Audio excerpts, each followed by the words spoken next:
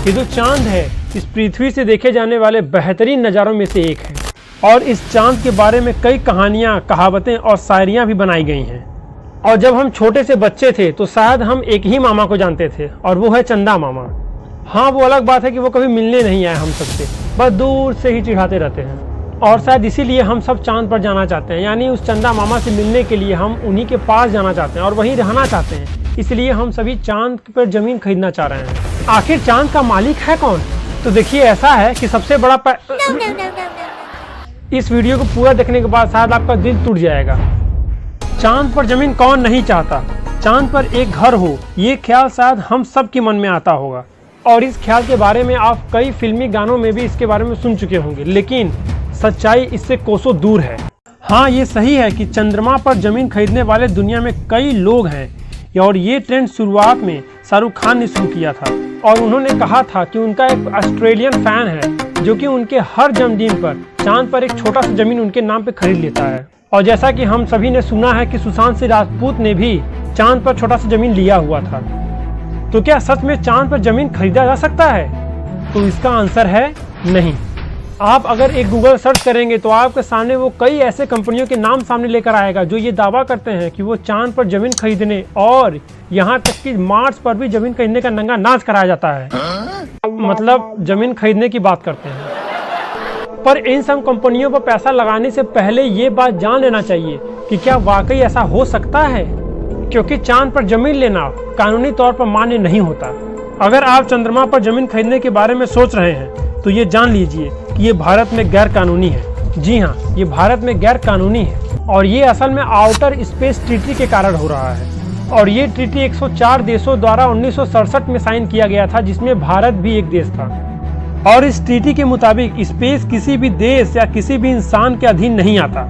इसमें moon, star और space में पाए जाने वाली हर चीज़ आती है और कोई भी इंसान इन सब चीज़ों पर अपना दावा नहीं कर सकता।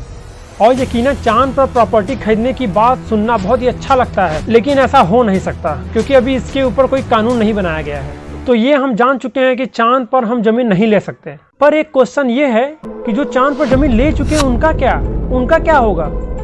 जो लोग ज़मीन पे चांद ले लिए हैं, जो लोग चांद पे ज़मीन ले लिए हैं उनके लिए बहुत सारा पैसा लगाने जैसा है एक कागज़ के टुकड़े पर, बस क्योंकि वो कागज़ का टुकड़ा कहीं भी मान्य नहीं है, क्योंकि उसके लिए कोई कानून ही नहीं बनाया गया है। क्योंकि स्पेस किसी का पर्सनल नहीं होता।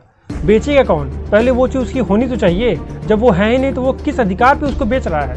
उसके पास और कुछ नहीं सिवाय एक सर्टिफिकेट के। न ही वो वहाँ जाके रह सकता है और न ही अपने ज़मीन का वो निरीक्षण कर सकता है। बस वो ये सोच कर खुश होता रहे कि उसके पास एक चांद पर ज़मीन है, जो कि कानूनी तौर पर मान्य भी नहीं है। आखिर उन ज़मीन बेचने वालों पर सरकार कोई एक्शन क्यों नहीं लेती? डॉक्टर स्टेलिना जोली, जो कि न्यू दिल्ली की एशियन यूनिवर्सिटी के लीगल स्टडीज़ की प्रोफेसर हैं, उनका ये कहना है कि सरकार इस पर कोई भी कदम नहीं उठाना चाहती। कारण ये है कि इस तरह की डील्स का कोई भी कानूनी प्रमाण नहीं होता और इसे दुनिया का कोई भी देश नहीं मानेगा। चाहे चांद पर ज़मीन किसी भारतीय कंपनी से खरीदी गई हो या फिर विदेश के किसी कंपनी से इस चांद पर ज़मीन खरीदा गया हो, लेकिन कानूनी तौर पर इसको मान्य नहीं है। अगर कानूनी तौर पर यह वैध नहीं है तो सरकार लोगों की गलती को लेकर कोई भी कदम नहीं उठा सकती। तो जो लोग चांद पर ज़मीन बेच रहे हैं वो उसके मालिक नहीं है। अगर वो मालिक नहीं है तो वो किस अधिकार पर चांद पर ज़मीन बेच रहे हैं? ये तो सोचने वाली बात हुई कि न ही इसके लिए कोई कानून है और न ही किसी कानून की ज़रूरत, क्योंकि चांद पर या किसी भी दूसरे प्लैनेट पर इंसानों को पहुंचना इतना आसान बात नहीं है। तो उसके लिए कानून बना के करेंगे क्या? अगर वीडियो अच्छा लगा तो वीडियो को लाइक जरूर कीजिएगा। वीडियो कैसा लगा कमेंट करके जरूर बताइएगा। चांद पे ज़मीन खरीदने की बात कौन कौन सोच रहा था तो वो कमेंट बॉक्स में लिख सकते हैं, क्योंकि बहुत लोगों को वीडियो में इंटरेस्ट नहीं होता, कमेंट पढ़ने में इंटरेस्ट होता है, तो उनके लिए थोड़ा इंटरटेनमेंट हो जाएगा। और अभी तक आपने स्टीव फैट को सब्सक्राइब नहीं किया है तो सब्सक्राइब कर इस नोटिफिकेशन बेल को भी ऑन कर देना, ताकि आने वाली वीडियोस आपको बहुत जल्दी मिल सकें नोटिफिकेशन। वीडियो को पूरा देखने के लिए आप सभी का बहुत बहुत धन्यवाद।